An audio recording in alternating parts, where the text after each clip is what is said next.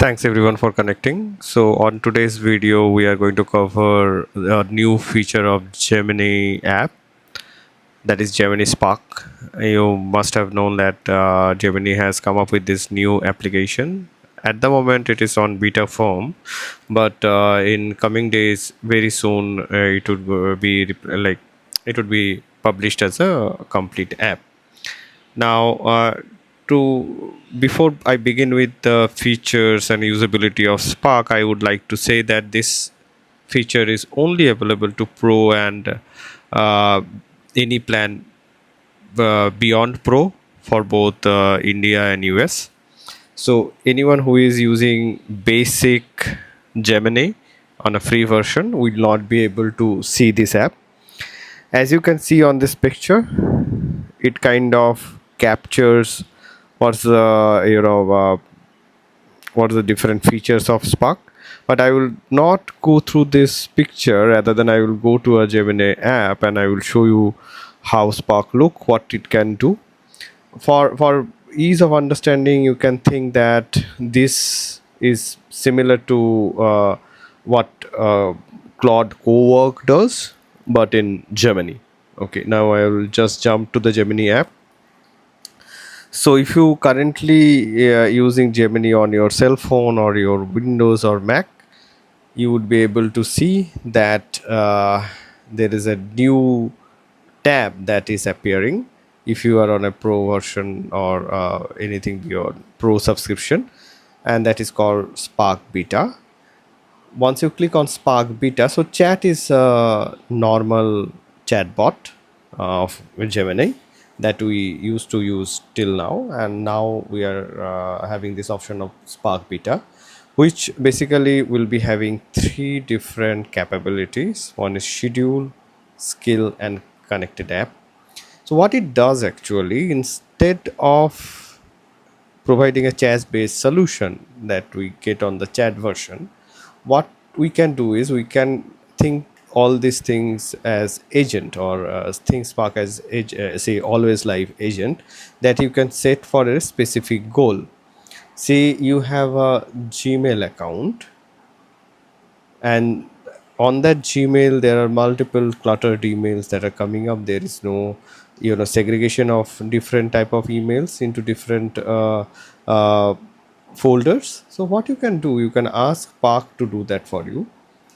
And not only that, you can also connect any folder on your MacBook or Windows, provide access to that folder to your Spark, and as a agent, Spark will always be turned on for that folder and then do the necessary job. Say you have a cluttered download folder. For example, I have a cluttered download folder and I want to arrange it in a proper manner, so I can ask Spark to do that. So say this edit pics is one folder that is very much cluttered. I have selected that folder by clicking on add Mac folder, and then this usability sign, or say allow access pop-up will appear, which I will allow.